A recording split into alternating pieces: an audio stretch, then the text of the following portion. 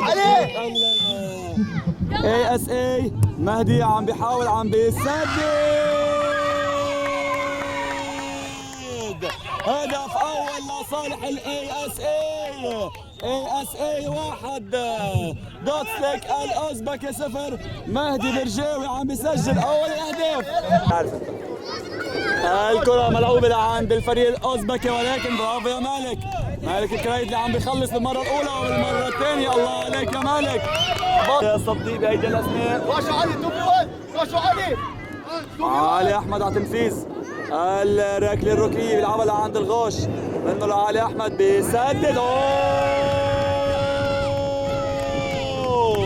مهدي برجاوي عم بيسجل الهدف الثاني بعد كرة ملعوبة بطريقة سوبر عالمية بين علي أحمد صديق محمد الغوش ومهدي برجاوي برأسية داخل الشباك. أصبحت النتيجة 2-0 لصالح. بيسجل هدفين لصالح اي اس اي باللقاء. المباراة عم تحلو أكثر وأكثر. علي بركات عم بيسجل ثالث الاهداف من الركنيه العالميه وهيدي لعيونك يا حجم. علي بركات عم بيوصل التحيه من العاصمه القطريه الدوحه للعاصمه اللبنانيه بيروت واهداء لوالدته من علي بركات. النتيجه اصبحت 3-0 الغوش. بيحاول الغوش بينطلق الغوش الجهة الثانية لعند مهدي. مهدي بيلعبها مهدي للأمام. محاولة للغوش حلوة حلوة حلوة. الله الله الله الله.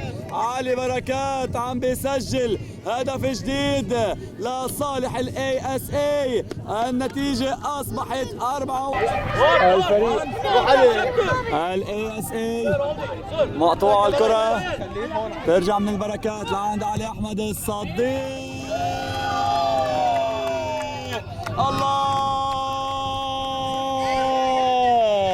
الله الله الله الله. ما أروعك يا صديق وما أروع تسديداتك. ما أروعك يا صديق وما أروع لفاتك.